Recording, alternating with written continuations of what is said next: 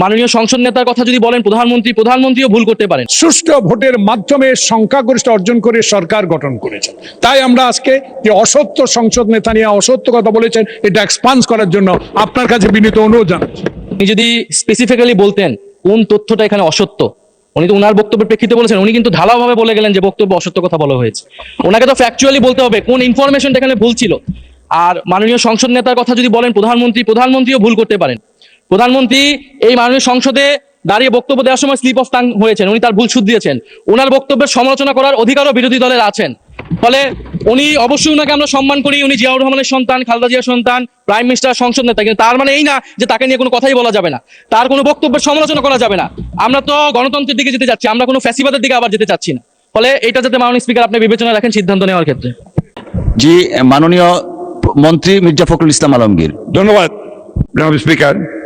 আমাদের মাননীয় ডেপুটি দুঃখিত বিরোধী দলের হুইপ, যে চিফ হুইপ যে কথাটা বললেন আমার মনে হয় সত্য নয়, সঠিক নয়। কারণ আমাদের মাননীয় সংসদ সদস্য যে বক্তব্য দিয়েছেন বিরোধী দলের, সেই বক্তব্যের মধ্যে তিনি সুনির্দিষ্টভাবেই বলেছেন যে আমাদের সংসদ নেতা প্রধানমন্ত্রী তিনি অসত্য বক্তব্য দিয়েছেন। এটারই আপনার আমাদের মাননীয় সংসদ সদস্য জয়নাল আবেদীন এটা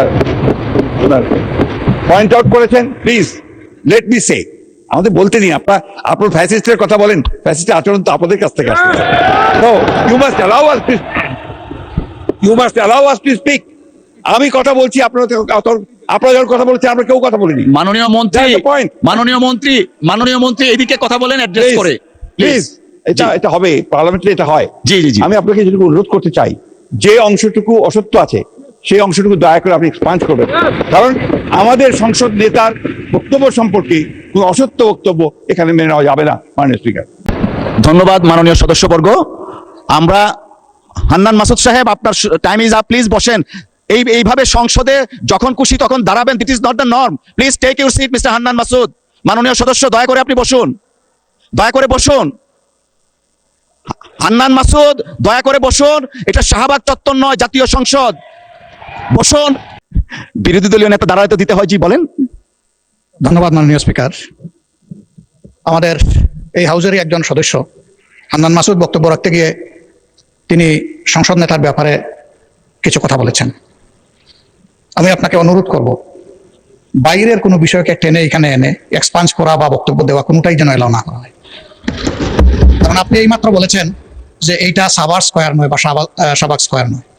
তার মানে হচ্ছে সংসদের ভিতরে একটা সংসদীয় নর্মস আছে, বাইরেরও একটা গ্রামার আছে।